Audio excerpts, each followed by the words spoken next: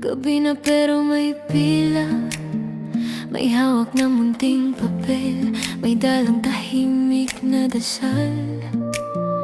Bawat numero may kwento, petsa, pangarap, pangalan. Sa simpleng taya ngayong gabi, baka bukas may himala.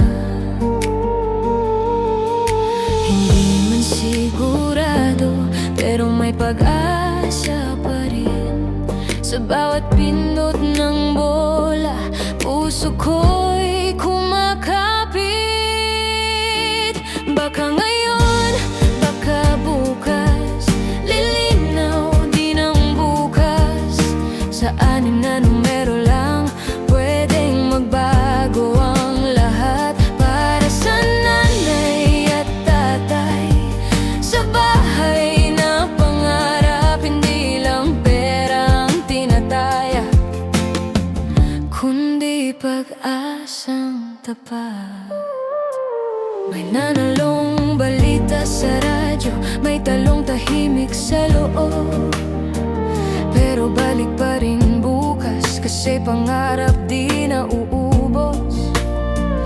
Kahit piso o 20 lang, may dasal na kasabay. Kung hindi man ngayon manalo, salamat pa rin sa pag-asa. Hindi ito sugal lang para sa marami, ilan. Ito'y kwentong Pilipino, umaasang mulit, muli lang. Baka ngayon, baka bukas, tatama rin ang oras. Sa anim na numero lang, pwede tayong mangarap.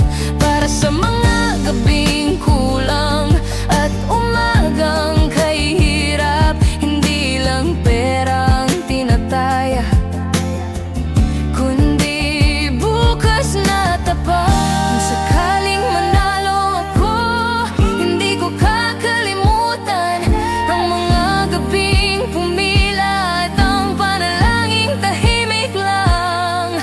Magbabahagi, magpapasalamat sa Diyos at sa buhay, dahil bago pa ang premyo, ang pag-asa